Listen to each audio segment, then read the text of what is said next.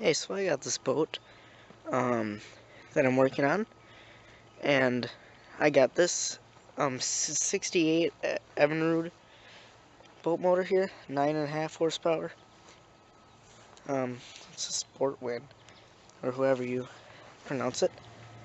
And then I got this 76 Johnson 6 horse that I got, and it was on this boat originally.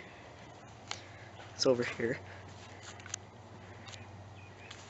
and I just need help choosing. Is it the Evinrude, which is speed and stuff, or is it this Johnson here?